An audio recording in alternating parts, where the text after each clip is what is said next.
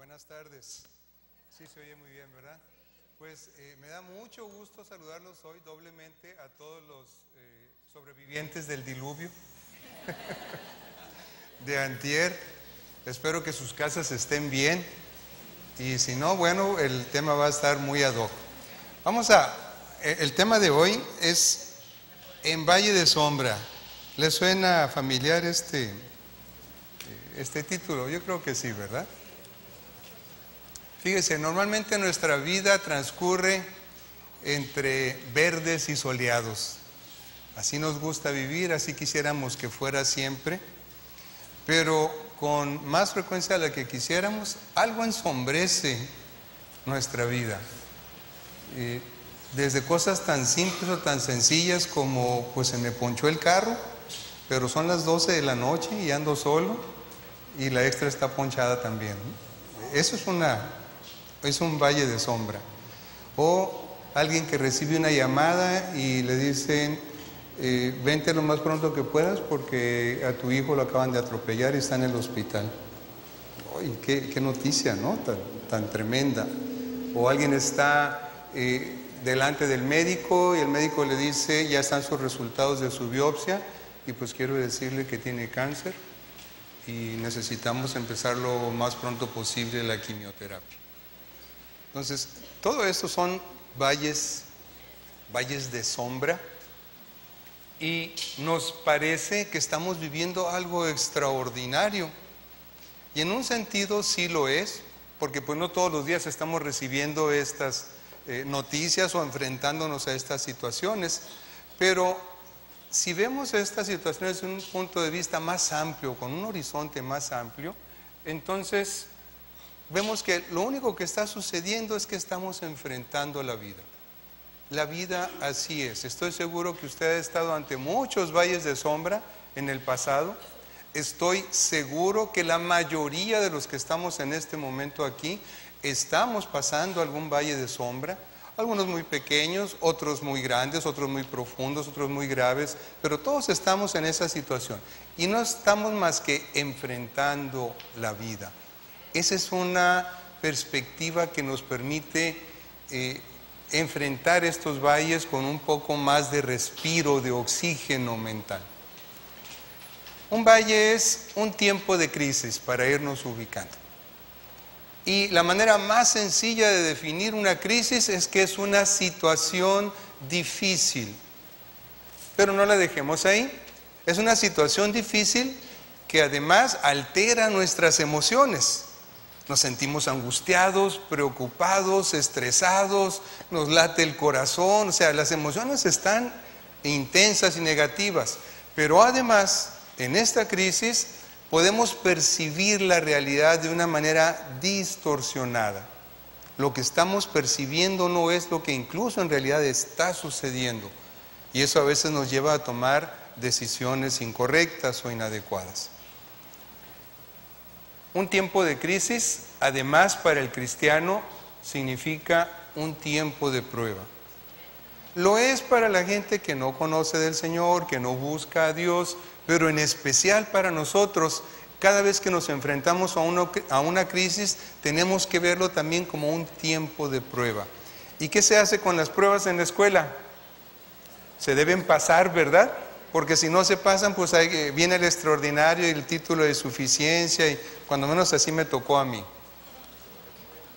Dice el Salmo 23, aunque ande en valle de sombra de muerte, no temeré mal alguno, porque tú estarás conmigo, tu vara y tu cayado me infundirán aliento. Cuando otros están sufriendo crisis, cómo nos fluye la fe a nosotros. Y le decimos, tú ten fe, el Señor está contigo, que el Señor te infunda aliento, vamos a orar, yo tengo fe que tu problema va a salir. Pero cuando somos nosotros los que estamos enfrentando las crisis, entonces parece que todas las promesas de Dios vuelan y nada más nos quedamos con el valle de muerte, ¿verdad? Y no digamos qué tocar, ni qué decir, ni a dónde ir, porque se nos cierra el mundo. La emoción nos está nublando la vista, la realidad está distorsionada para nosotros.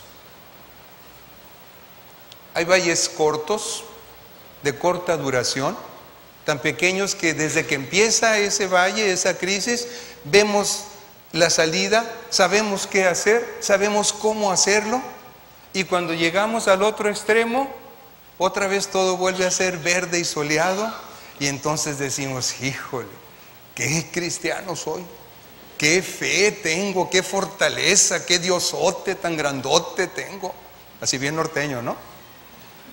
Pero ¿qué tal cuando enfrentamos una crisis que se prolonga?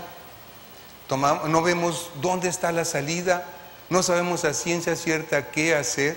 Ya hemos hecho una cosa y no funciona, hemos hecho otra y no funciona, ya nos dijeron una cosa y no funciona, y sentimos que la cosa está muy seria y muy grave.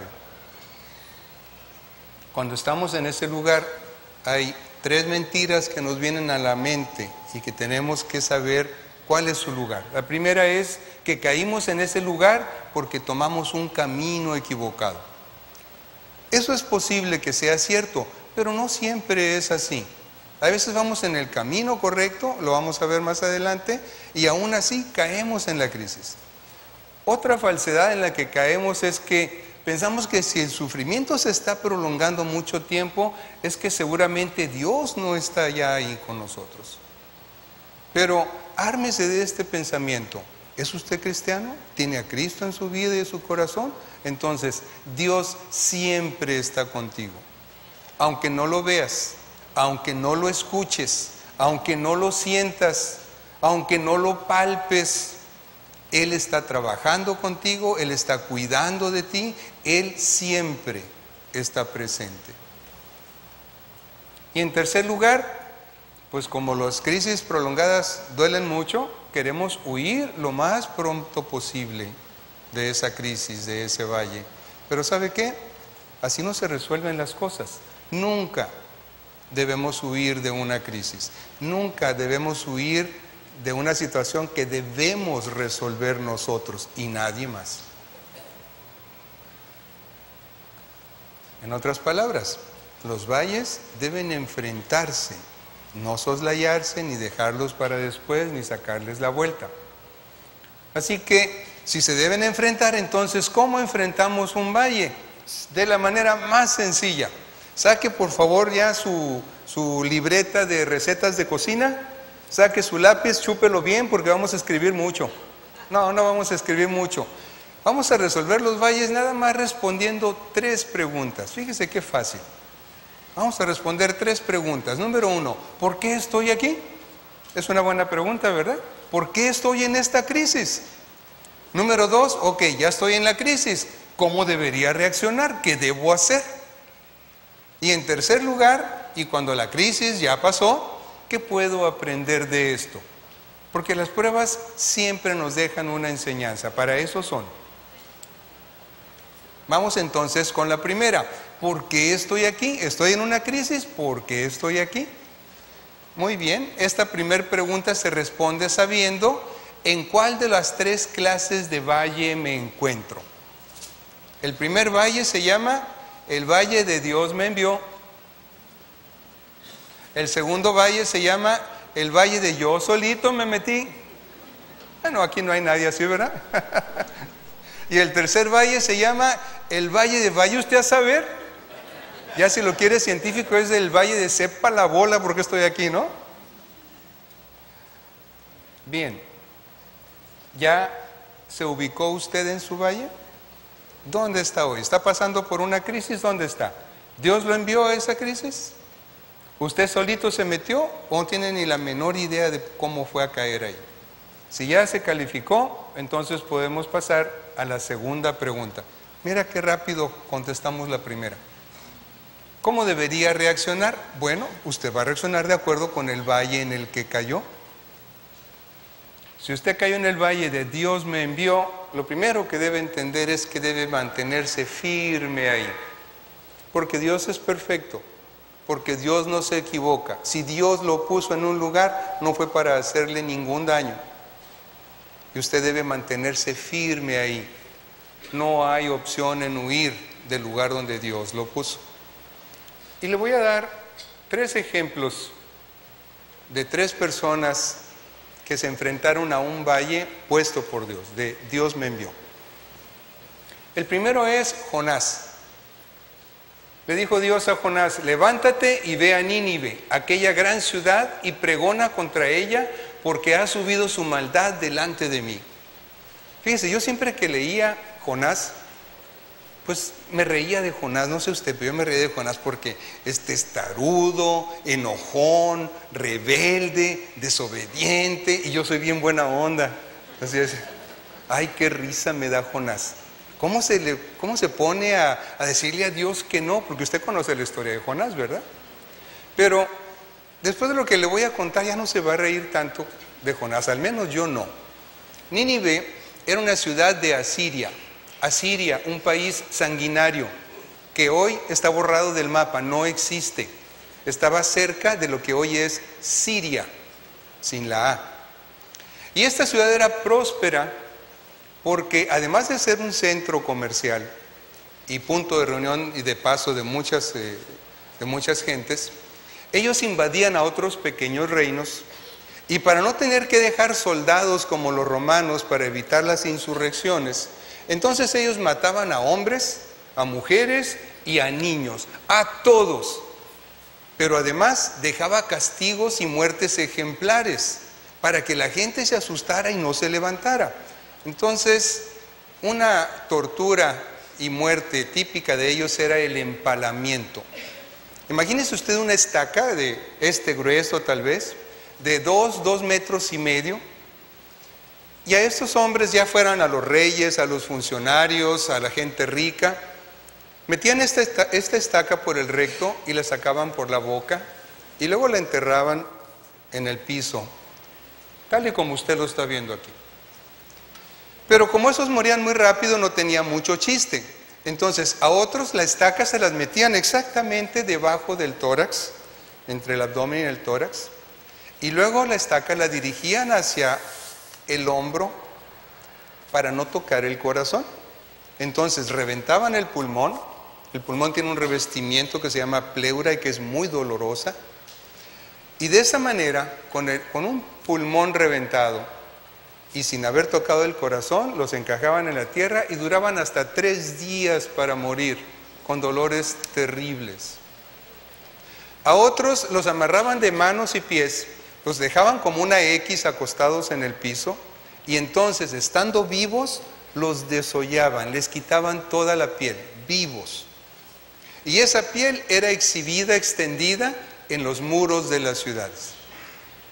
La moraleja era para que aprendan, para que no se atrevan a levantarse, porque esto les va a pasar. Así que cuando Dios le dice a Jonás: ve y diles que si no se arrepienten les va a ir mal, pero si se arrepienten yo los voy a perdonar, Jonás dijo: Dios, pues ¿qué no te has enterado? ¿Que no has leído la crónica y la voz? ¿Cómo anda la cosa allá? Pero ¿de veras Dios no sabía? Él se lo estaba diciendo: ve y diles, porque ha subido su maldad delante de mí. Y también sabemos lo que sucedió con Jonás. Se levantó para huir de la presencia del Señor a Tarsis, y descendió a Jope, y halló una nave que partía para Tarsis, y pagando su pasaje, entró en ella para irse con ellos a Tarsis, lejos de la presencia de Jehová. Así que ya hoy tiene usted algo nuevo que aprender. Si usted está en una crisis donde Dios lo metió, usted puede huir. Se va aquí a la Justosierra, agarra el primer barco que va para Tarsis y se libró del Señor. ¿Será así? No. De todos modos, le voy a mostrar por qué no. Dice el Salmo 139, ¿a dónde me iré de tu espíritu? ¿Y a dónde huiré de tu presencia? Si subiere a los cielos, ahí estás tú. Y si en el Seol hiciere mi estrado, he aquí, allí tú estás. ¿A dónde vamos a huir? Le voy a mostrar 3 ejemplos de personas que estaban en un valle donde Dios los había metido. El primero es Abraham. Dios le dijo a Abraham: Abraham, deja tu parentela, deja tu ciudad y vete a la tierra que yo te voy a mostrar. Y Abraham obedeció y comenzó a caminar, pero la cosa era larga. Así que dice la Escritura que hubo hambre en la tierra, Y entonces Abraham dijo, pues ahora ¿dónde busco alimento? En Egipto hay comida. Y cuando Abraham llega a Egipto, voltea con Sara y le dice, wow, Sara, estás muy chula. Sarita, estás muy bonita.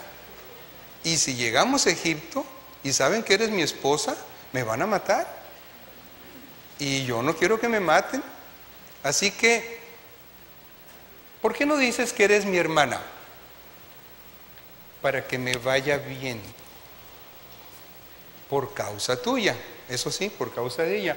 Y viva mi alma por causa de ti. Y así lo hicieron. Y todo estaba muy bien, pero Dios se le aparece en sueños a Faraón y le dice, esa mujer es esposa de Abraham.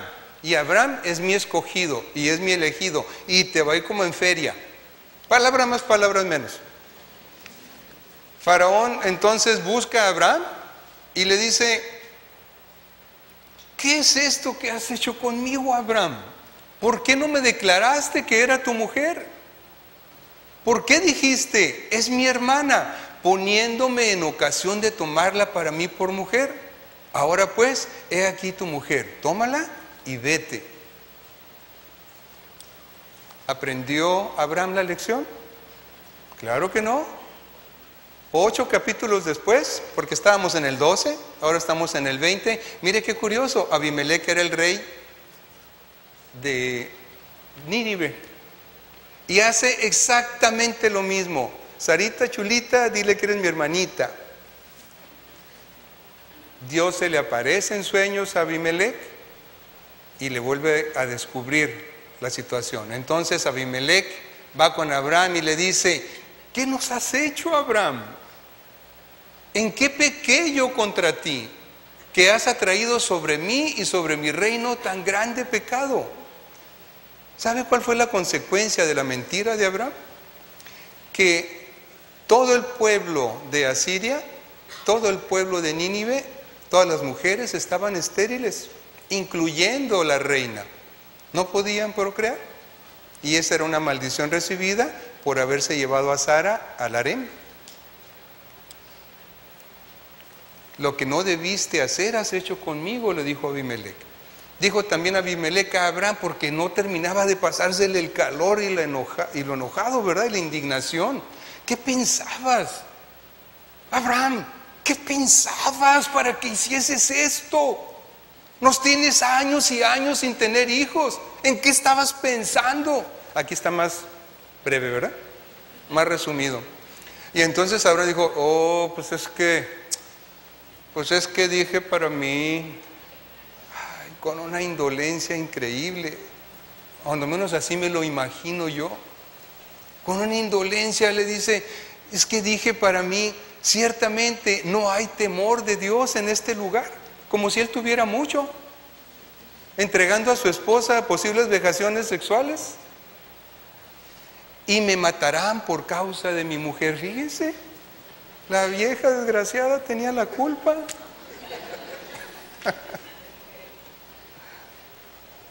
Pero yo quiero llamar su atención a estas palabras increíbles de Abimelec. Lo que no debiste hacer, has hecho conmigo. Qué increíble que un incrédulo le llame la atención a un creyente.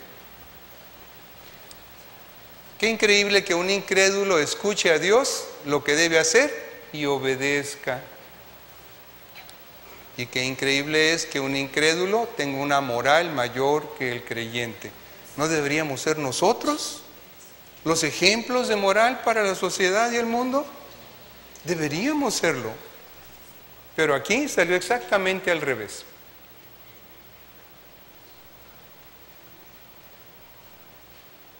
Luego tenemos a Daniel, un ejemplo distinto. Dios lo envía a este valle de sombra. Y dice Daniel 6, entonces el rey mandó y trajeron a Daniel y le echaron en el foso de los leones. ¿Qué tal? Sentencia de muerte, segurita. Y uno pensaría entonces, pues ¿qué hizo Daniel? ¿Qué robó? ¿A quién mató? Algo grave debió haber hecho. Pero si recordamos la historia, lo que sucedía es que cuando llegó Darío como rey, tenía sátrapas, eran cientos, y tenía funcionarios, y junto con Daniel todos gobernaban. Pero a lo largo del tiempo vio el rey la honradez, la lealtad y la eficiencia laboral de Daniel y dijo, ¿sabes qué? Te voy a poner por encima de todos. Iba a ser el rey, luego Daniel y luego todos los demás. Y estos por supuesto que ardían de celos. Así que se juntaron y luego fueron con Darío, con el rey Darío. Le dijeron, rey Darío, venimos a decirte todos juntos aquí que tú eres bien buena onda, eres lo máximo.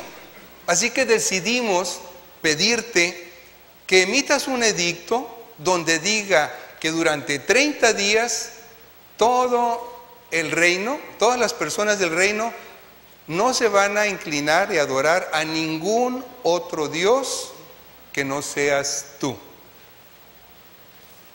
Y Darío comenzó a sonreír. Y le dijeron, pero ¿sabes qué? Además, nada más te recordamos, Darío, rey Darío, que en nuestro reino, una vez que se emite un decreto, nada ni nadie lo puede revocar, se tiene que cumplir. ¿Estás de acuerdo, rey Darío? Y el rey Darío dijo, a veces miro el cielo y me pregunto, ¿cómo me caí de allá? Yo, Dios, ¿cómo no se me había ocurrido antes? Qué bueno que se les ocurrió a ustedes. Claro que sí. Y por supuesto que no voy a tratar de revocar absolutamente nada, es un honor el que me hacen. Y todavía no terminaba de limpiarse la comisura de los labios cuando hacen caer a Daniel porque estaba orando con su vista puesta hacia la ciudad santa y lo atrapan. Y dice el edicto que al foso de los leones. Y dice la escritura que todo ese día el rey Darío buscó la manera de revocar ese decreto. Y por supuesto que no pudo. Así que el último recurso para cuando manda a Daniel al foso de los leones es, Daniel, el Dios tuyo. Fíjese, 3 frases. El Dios tuyo. ¿Usted tiene Dios? ¿Su Dios tiene nombre? ¡Qué bueno! ¿Se llama Jesucristo? Estamos en el mismo tono entonces. Tu Dios, el Dios tuyo, a quien tú continuamente sirves. ¿Estás sirviendo continuamente a Dios? Unos muchito, otros muchote, pero todos estamos sirviendo a Dios. El Dios tuyo, a quien tú continuamente sirves, Él te libre. Porque hay crisis en la vida donde nada ni nadie puede intervenir, excepto Dios. Ese fue el recurso del rey Darío. Qué palabras tan sabias para ser un hombre incrédulo. Tan pronto como amaneció, seguramente no durmió Darío, se levantó y fue al foso de los leones. Ya cerca, lleno de ansiedad, porque también Darío estaba en su propia crisis, lleno de ansiedad, grita, Daniel, siervo del Dios viviente, ¿pudo tu Dios? Y no se le olvidó, a quien siempre sirves, porque era lo que resaltaba de Daniel, un hombre al que siempre servía a Dios. ¿Pudo tu Dios, a quien siempre sirves, salvarte de los leones? Y luego me imagino a Darío acercándose al foso porque no veía nada y haciendo así, a ver si escuchaba algo. Y en eso escucha unas palabras de respeto y reverencia. Que viva su majestad por siempre, le dice a Darío. Contestó Daniel desde el foso, mi Dios envió a su ángel y les cerró la boca a los leones. No me han hecho ningún daño, porque Dios bien sabe que soy inocente. ¿Puede decir eso? En sus crisis, cuando clama usted a Dios, ¿puede decir, Señor, soy inocente? Tampoco he cometido nada malo contra su majestad. Qué pureza, qué justicia, qué santidad de Daniel para responder, fíjese, ni siquiera a Dios, sino a la persona a la que estaba sujeto. ¿Cuáles fueron los resultados a corto plazo de Abraham? Ese hombre que mintió, que defraudó, que entregó a su esposa con grandes posibilidades de vejación sexual. ¿Cómo le fue con la manera en que enfrentó su crisis? Pues vea usted, gracias a ella, es decir, gracias a Sara, trataron muy bien en Egipto a Abraham. Le dieron ovejas, vacas, esclavos, esclavas, asnos y asnas y camellos. Yo pienso que aquí andaba Fox también, ¿no? Porque tiene que decir masculino y femenino, ¿no? ¿Y ahí quedó la cosa? No. Abimelech tomó entonces ovejas y vacas, esclavos, esclavas y se los regaló a Abraham y le dijo: ahí está todo mi territorio, quédate a vivir donde mejor te parezca. ¿Quedó la cosa ahí? No. A Sara le dijo, a Sarita la bonita, ¿se acuerda? Le he dado a tu hermano 1000 monedas de plata que servirán de compensación por todo lo que te ha pasado. Así quedarás vindicada ante todos los que están contigo. Oiga, mentir, vejar, engañar, defraudar y recibir riquezas. ¡Qué delicia! Con razón tanta gente lo hace. Y los resultados a corto plazo de Daniel, es decir, aquel hombre que nunca mintió, que nunca defraudó, que antepuso a su Dios ante cualquier otro Dios. Pues sí, al foso de los leones. ¿No crean ustedes que estaba Daniel esperando un trofeo? Ni una fila de gente para felicitarlo por su espiritualidad. No, al foso de los leones fue a dar.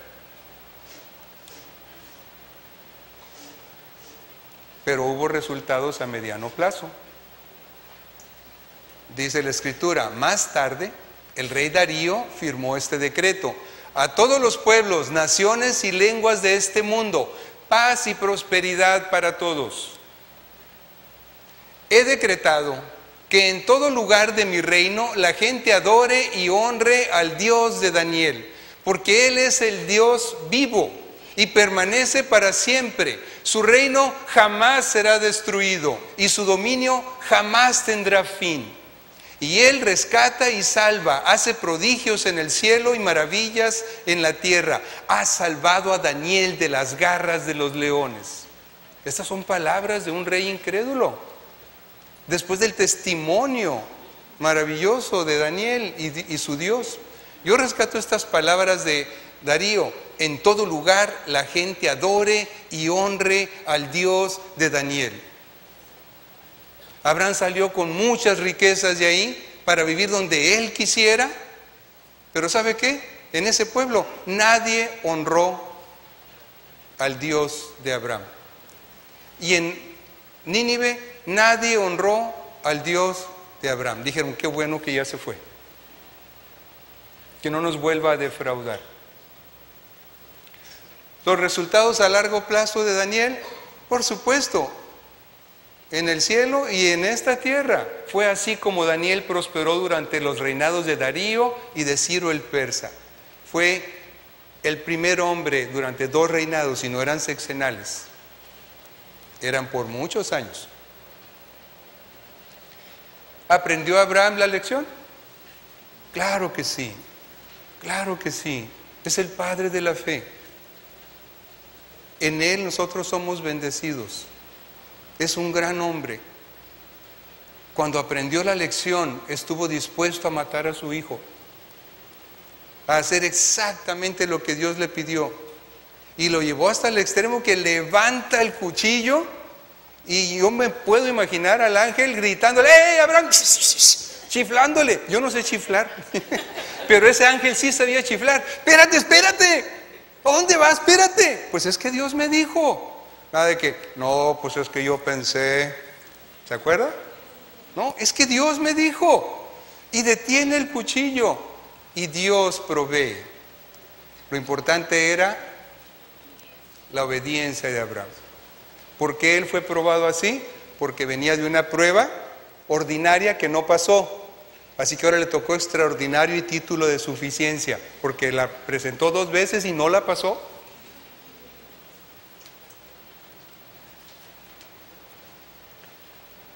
¿Resultados a largo plazo de Abraham? Por supuesto que sí. Y los cristianos con frecuencia no queremos enfrentar las consecuencias del pasado. Apenas 6 capítulos después ya está su hijo grande, Isaac. Algún tiempo después dice, mientras Abimelec, fíjense otra vez el rey de Nínive, el rey de los filisteos, miraba por una ventana, vio a Isaac acariciando a su esposa Rebeca. Entonces mandó llamar a Isaac y le dijo, ¿con que ella es tu esposa? ¿Por qué dijiste que era tu hermana? Otra vez indignado, ¿verdad? Pues es que yo pensé que por causa de ella podría matarme a mí, contestó Isaac. Es que se parecía mucho a Abraham, por eso habló igual. ¿Por qué nos hiciste esto? Replica de nuevo Abimelec. Alguno de nosotros podría haberse acostado con tu esposa y tú nos habrías hecho a todos culpables de ese pecado.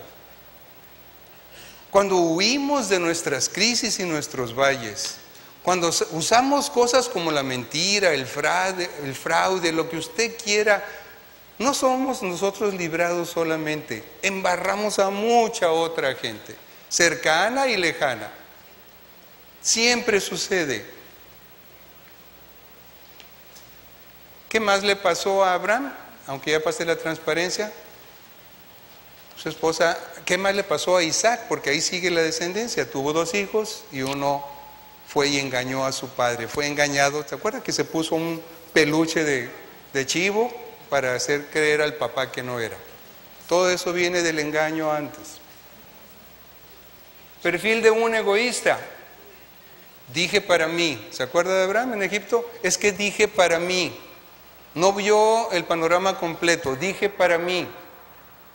¿Y qué se dijo? Que me vaya bien a mí. Que me vaya bien a mí. Los demás, sí hay chance, sí, pero que me vaya bien a mí. ¿A costa de quién? A costa tuya. Ese a causa puede traducirse a costa tuya. Pero que me vaya bien a mí. Y no le importa que se hayan hecho culpables a cuánta gente más. Como le dijo Abimelec a Isaac, ¿nos habrías hecho caer en pecado a todos? ¿Y no te importó? No, no le importó. Hasta que fue descubierto. Cuando buscamos nuestra felicidad, cuando creemos que lo más importante en el mundo es la felicidad, cuando creemos que a Dios lo único que le preocupa respecto a nosotros es nuestra felicidad, es cuando caemos en esas cosas. Es cuando quebrantamos nuestras promesas, pero además ni siquiera nos sentimos culpables. ¿Por qué? Pues porque Diosito es muy buenito conmigo. Él quiere mi felicidad. No importa cuántos me lleve por delante y por detrás. Y además supone que todos entenderán. Como Abraham lo dijo, sí, pues sí te mentí, pues, pero es que entiéndeme. Es que me podían matar. Ya justificó su pecado. Esto se aplica a todas las crisis de la vida, pero en el matrimonio esto es tan frecuente que por eso lo pongo. Si no estoy siendo feliz, yo para esto nací. ¿No soy feliz? Adiós el matrimonio. Así que aquello que dije en el altar, en las buenas y en las malas, tenía los deditos cruzados atrás. Porque al siguiente día yo estaba con mi actitud convencido de que hasta que ya no lo pueda soportar, no es hasta que la muerte nos separe, hasta que ya no lo pueda soportar, entonces. Y todavía con esa percepción distorsionada de la realidad que produce una crisis, dice o piensa que Dios comprende y aprueba. La máxima expresión de eso, creo que alguna vez se los he comentado, un hombre que cometió adulterio, dejó a la esposa y todavía nos decía que Dios lo había bendecido con su amante. Pues por supuesto que no. Dios no bendice con pecado. Pecado es pecado.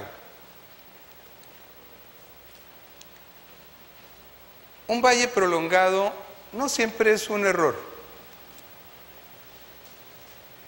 Dice Pedro, aunque ahora por un poco de tiempo, si es necesario, tengáis que ser afligidos en diversas pruebas. No tenemos ningún problema en entender el texto completo. En lo que tenemos problemas es en entender qué significa poco tiempo. Pensamos que poco tiempo son 5 minutos, o 15 minutos, o de un día para otro. Pero no es así. Un hombre le preguntó a Dios, Dios, ¿es cierto que para ti 1000 años son como un segundo? Le dijo, sí, mijo. ¿Quién se cayó? No. Sí, mijo. Dijo, oh. ¿Y es cierto que para ti 1,000,000 de pesos son como un peso? Sí, mijo, así es. Y le dice, Dios, ¿me das 2 pesos?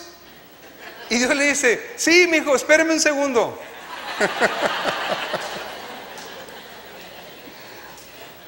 Cuando tú sientas que la crisis en la que estás está siendo muy prolongada, que esto ya se pasó de tueste, no se te olvide, el tiempo de Dios no es como tu tiempo. Lo más seguro es que no esté siendo prolongado. Los resultados no se juzgan a corto plazo, sino a la luz de la eternidad. O sea, levanta tu vista, levanta tu horizonte. Dice, si continuáramos leyendo 1 de Pedro 1, dice, afligidos en diversas pruebas para que sometida a prueba nuestra fe, mucho más preciosa que el oro, el cual aunque perecedero, o sea que se echa a perder, se prueba con fuego, sea hallada en alabanza, gloria y honra cuando sea manifestado Jesucristo, obteniendo el fin de nuestra fe, que es la salvación de nuestras almas. De eso se trata esto. ¿Debemos ser felices? Sí, pero en segundo lugar. ¿Debemos tener riquezas o bienes? Sí, pero en segundo lugar. ¿Debemos tener gozo y paz y todas las cosas buenas de la vida? Sí, pero en segundo lugar. Necesitamos en primer lugar que las crisis sean una prueba de nuestra fe, y cuando hayamos aprobado esa crisis, entonces la salvación eterna sea nuestro boleto con Dios. Para que todo eso que hoy quieres en forma primordial, como la felicidad, el bienestar económico, y la salud y todas estas cosas, se conviertan verdaderamente en algo eterno, y no en algo de 60 o 70 u 80 años, o 90, como ya estamos viendo hoy muchos nonagenarios, ¿verdad? Entonces, ¿qué debemos hacer cuando el valle es de Dios? En primer lugar, mantente firme en el lugar que Dios te puso. Quédate ahí. Dios te puso, Dios es perfecto, Dios no se equivoca, no hay sombra de duda. Quédate ahí. Obedece lo que Él te mande. No lo condiciones. Obedece lo que Él te mande y espera con paciencia a que Él te saque de ahí. No le ayudes a Dios. Dios no necesita ayudas para resolver este tipo de crisis. Deja que Él te saque. Bien, ¿se acuerda que estamos en la segunda pregunta? ¿Cómo debo reaccionar de acuerdo con el valle en el que estoy? Bien, y si estás en el valle de yo solito me metí, bueno, entonces tienes que hacer un serio cambio de rumbo. ¿Por qué? Porque tú te metiste, ahora tú te sales. No quiere decir que Dios no vaya a participar, pero eres tú el que va a tomar los principales movimientos.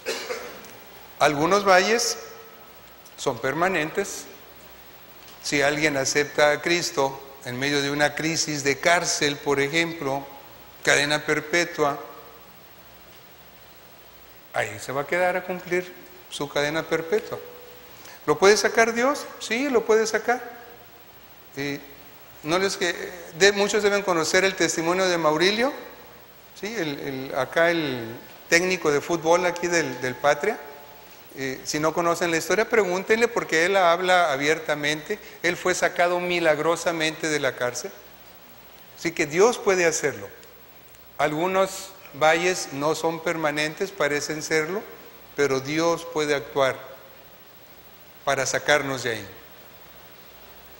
¿Qué requisitos hay para salir del valle del yo solito me metí? Número 1, asumir la responsabilidad personal. Tú te metiste en un problema y estás en crisis, no le eches la culpa a Dios, no le eches la culpa al pastor, No le eches la culpa a tus padres, no le eches la culpa a tu cónyuge, no le eches la culpa a nadie. Tú solito te metiste, asume tu responsabilidad. No seas como Adán. Cuando ellos pecaron, Dios, para aquellos que les encanta ser la cabeza del hogar, Eva fue la que empezó con la regazón y Dios se dirigió a la cabeza del hogar y le dijo, dame cuentas, ¿qué hiciste? ¿Y qué hizo Adán? Pronto repartió. Dijo, la mujer que tú me diste y yo estoy limpio de esto. Comiste, sí, pero la mujer que tú me diste, qué suave. ¿Y sabe qué? Así somos todos. No se haga, así somos todos. La primera reacción que tenemos cuando somos culpables de alguien es buscar quién nos la hizo. ¿Quién tiene la culpa? Porque yo no, yo soy un santo. Pero no, quieres resolver tu problema o tu crisis de donde tú solito te metiste, vas a tener que empezar por asumir tu responsabilidad personal. Y solo entonces vas a poder comenzar a realizar los cambios necesarios. Es muy común un hombre que golpea a su esposa y luego el hombre le dice, es que tú me haces enojar. No, lo siento mucho, no hay nadie que a mí me haga enojar para yo golpear a mi esposa. Yo solito me enojo. Ella podrá hacer muchas cosas, pero yo decido enojarme. Si yo la golpeo, la culpa la tengo yo, no lo que ella hizo o dijo. Esto es básico en las crisis de violencia. No es suficiente con estarse lamentando. Yo les he comentado de un hombre que decía, estaba orando ahí en un grupo y dijo, ¿sabes qué, Dios? Yo ya no voy a hacer nada, ya me cansé, ya me enfadé. Si tú quieres hacer algo, hazlo tú. Y se estaba sintiendo tan espiritual con su oración. Unas lagrimotas y unos mocotes que tenía. Olvídate de eso. Si tú no actúas, Dios tampoco. Si tú no haces tu parte, Dios no va a hacer nada. Porque tú tienes que empezar. Porque tú tienes que asimilar tu responsabilidad y comenzar a actuar, y Dios va a respaldar lo que tú hagas correcto. Debemos hacer las cosas de modo distinto. En la consejería nos sucede que llegan y nos dicen, es que tenemos 10 años de casados y los mismos 10 años tenemos este mismo problema. ¿Y qué han hecho? Pues siempre hemos hecho esto y les ha dado resultado, pues no, por eso venimos. Pues ¿y por qué no comienzan a hacer algo distinto para obtener un resultado distinto? ¿No creen ustedes? Pero ¿saben por qué esto que ahorita suena tan lógico no se hace? Porque tenemos una percepción distorsionada de la realidad cuando estamos en una crisis. Por eso a veces necesitamos ayuda. Y una vez que hayas empezado a hacer las cosas correctas para salir de la crisis, pues no tengas prisa. Entre más largo haya sido tu problema, más va a tardar en resolverse, pero se va a resolver. Y si estás en el valle del sepa la bola, mira lo que dice Pablo en Romanos 8. Y de igual manera, el Espíritu nos ayuda en nuestra debilidad. Pues qué hemos de pedir como conviene, no lo sabemos, pero el Espíritu mismo intercede por nosotros con gemidos indecibles. Cuando no sepas qué pasó, por qué te llegó esa crisis, por qué estás en ese valle, comienza con la oración. Pero no hagas una oración y un ayuno para comprar a Dios. Eso no funciona. Alguna vez en los semáforos, no sé si ustedes llegaron a ver muchachos que pedían dinero y traían unas camisetas que decían, yo vivo sin drogas. Yo también. ¿Dónde está la gracia? O lo extraordinario. O ¿por qué te voy a dar dinero? Porque dices que tú vives sin drogas. Yo también vivo sin drogas y a mí nadie me da dinero. A ver, dame dinero. No me va a dar dinero porque vivo sin drogas. ¿Por qué Dios te va a hacer algo porque tú oras? No crea que me estoy equivocando, déjeme darle la perspectiva.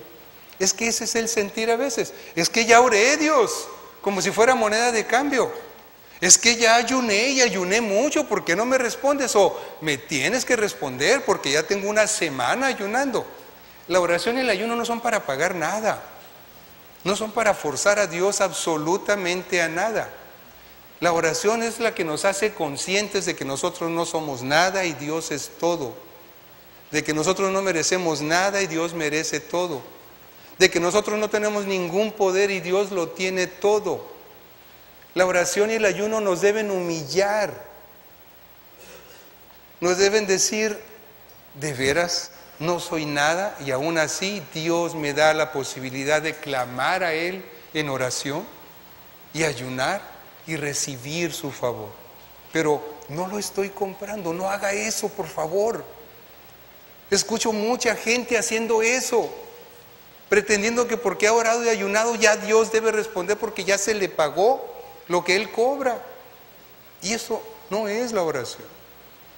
En segundo lugar, tiene que actuar usted de acuerdo con la palabra de Dios, no con su sentido común, no con lo que le diga el abogado, o lo que le diga el psicólogo, o lo que le diga quién sabe quién. Mira, por este caminito torcidito, está feíto, pero vas a salir más rápido. Tienes que salir con lo que Dios dice, tienes que conocer lo que dice Dios. Y como tenemos la percepción de la realidad distorsionada, lo más probable es que en una situación donde no sabemos ni siquiera de dónde viene, necesitemos consejo. Acércate a tu pastor, acércate a un consejero calificado.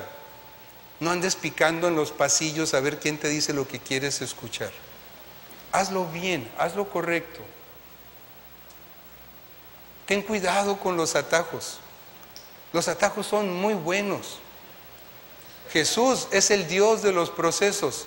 Cuando entras en la vida del Señor, en la vida cristiana y en la vida de crecimiento y de resolución de crisis, vas a entrar en un proceso. ¿Quieres las cosas rápido? Entonces ve con otro Dios que se llama Satanás. Él es el Dios de los atajos. Él te va a ayudar a resolver las cosas así, rápido. ¿Cuál es el atractivo de los atajos? Excelentes resultados a corto plazo. Pregúntale a Abraham. A corto plazo, excelentes resultados. Pero a largo plazo, también ya los vimos, ¿verdad? ¿Cuándo tomamos atajos? Los tomamos cuando mentimos. Cómo nos resuelve cosas la mentira. A mí me ha resuelto muchas cosas. No sé a ustedes, a mí sí, muchas cosas. A corto plazo salgo bien librado, salgo bien contento, ya resolví esto. Pero apenas llega el mediano plazo, el largo plazo, y digo, Dios mío, mejor hubiera enfrentado esa situación. Hoy se me hizo una bola de nieve enorme, ¿verdad? ¿Le ha pasado? No, nomás a mí. No, yo vi unas cabecitas que dijeron que sí. Tomamos atajos cuando damos mordida, porque ahí tenemos que ponerlo bonito, ¿no? Cohecho, mordida. Vas imprudentemente hablando con el celular en el carro y luego piensas, no, yo nunca lo hago, nada más que esta llamada es importante. Sí, échale más agua a los frijoles. No, dile al chamaco que no. Esa es la llamada importante. Te para la patrulla y te dice, écheme sus papeles porque son 600 pesos. Y además me voy a llevar su licencia y la voy a llevar a la comandancia y jamás en su vida la va a volver a ver. Digo, perdón, mañana la puede recoger. Y entonces uno echa cuentas, 600 pesos. Tengo que ir hasta la comandancia. Ahorita puedo, pero la licencia va a llegar, ¿sabe cuándo? Y está re lejos, y la gasolina, y el tiempo, y entonces echa uno cuenta y dice, no tengo tiempo yo para eso. Y entonces uno voltea con los ojitos de santo viejo para arriba y dice uno, Dios, tú sabes que yo nunca doy mordida, como si todos los días te multaran, ¿no? Tú sabes que yo nunca doy mordida, pero esta vez, Dios, tú sabes que se justifica. Le voy a dar 100 pesos, pero no es mordida, es gratificación. Nos arreglamos. Entonces, con 100 pesos, no consumió tiempo, no consumió gasolina, no tuvo que ir a ningún lado. Y además, en lugar de 600, pagó 100. Oiga, qué belleza. Qué atajo tan precioso. Ahí se los dejo. Cuando damos más peso al amor que a la moral. Entre jovencitos, que creo que están los adolescentes aquí, tienen relaciones sexuales sin casarse y luego se quieren limpiar diciendo, es que lo hicimos por amor. El amor no está por encima de la moral de Dios. Hay muchos padres que tienen hijos desobligados, que no están estudiando, no están trabajando, se están drogando, llegan a las 3 de la mañana, llegan borrachos, le roban a la mamá y luego dicen, ay, pero lo conocieras, quisiera que conocieras su corazón. No, yo no, gracias. Es tan buen hijo, llega y me abraza y me da unos besos. ¿Sabes qué? Eso es un atajo. Eso es poner al amor por encima de la moral de Dios. Tienes que poner disciplina. ¿Es un drogadicto? ¿Es un menor de edad? Intérnalo. No, ¿cómo que intérnalo? ¿No has visto el lugar cómo está? Feo. Y unos cuates con unas caras de maleantes. Oye, pues ¿qué querías? ¿Llevarlo a Estudios Universal? ¿No? El amor prevalece sobre la moral de Dios. Eso es un atajo. No estás resolviendo nada, pero estás muy bien con tu hijo, que es bien bueno y tiene un muy buen corazón. Por último, devolver mal por mal, o como la filosofía de uno de mis maestros y compañeros, él decía, para un perro, otro más perro. Y así vivía él, haciéndole más daño al que le hiciera daño. Eso es un atajo, no llega a ningún buen lado. Hace como un mes tuvimos, ¿les gusta Cancún? ¿Todos conocen Cancún? No, el Alex no le gusta Cancún, dice. Tuvimos al pastor Pablo, ¿se acuerda de este pastor? A él lo metieron a la cárcel por un crimen que no cometió. Unas cuantas semanas después, no sé, semanas, meses, se supo todo, es decir, era inocente. Había pruebas de su inocencia y pruebas de lo que no había hecho, y él estaba listo para salir de la cárcel por inocencia. Pero se aventó 2 años con 10 meses. 34 meses. ¿Y usted sabe por qué? Porque no quiso pagar mordida. Y aquí lo ha dicho Aurelio, ustedes acuérdense, Aurelio dice, es que no había aceitito. Se dice de muchas maneras, ¿no? Él dijo, yo soy inocente, yo no tengo por qué pagar mordidas para salir de la cárcel. Dios me va a sacar. ¿Y saben qué? Dios lo sacó. ¿Cuánto tiempo después? 2 años, 10 meses después. 34 meses después.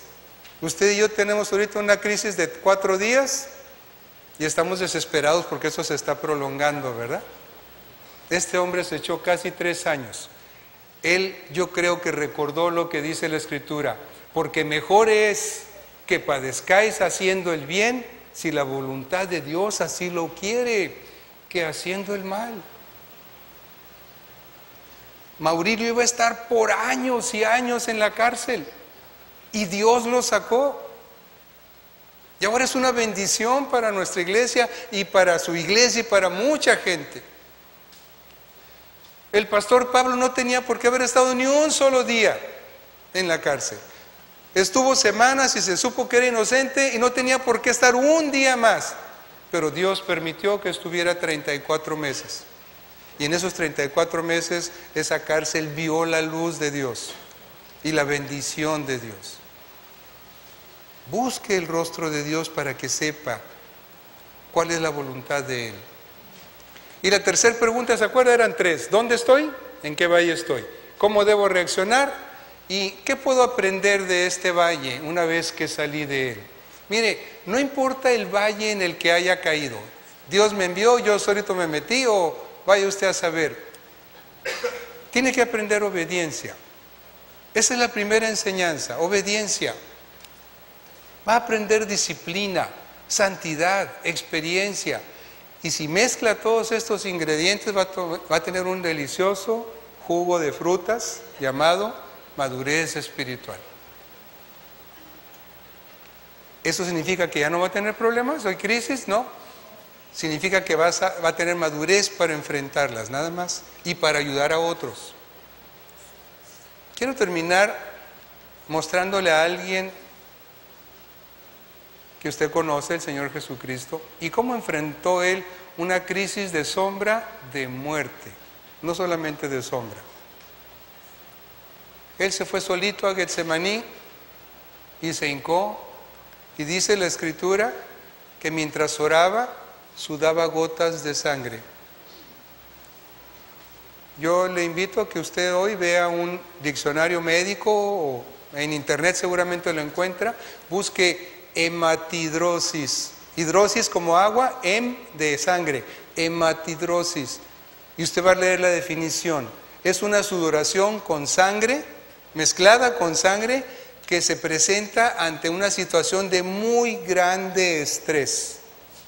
Las venitas microscópicas se revientan cerca de la glándula sudorípara y se mezcla con el sudor y sale una sangre rosada o roja. Eso le pasó a Jesús. Estaba en una crisis, sus emociones estaban alteradas, su percepción de la realidad tal vez tenía algo de alteración, y entonces le dice a Dios: Dios, para ti todo es posible, por favor, que pase de mí esta copa. Pero no escuchó nada, y entonces regresa y le dice: Dios, tú puedes todas las cosas, por favor, que pase de mí esta copa. Imagínense a su hijo clamando así. Pero dice Hebreos: y Cristo en los días de su carne, ofreciendo ruegos y súplicas con gran clamor y lágrimas al que le podía librar de la muerte, fue oído a causa de su temor reverente. Fíjese, no se paró con una oracioncita a hablar con Dios. Había ruegos y súplicas. ¿Y qué dice la Escritura?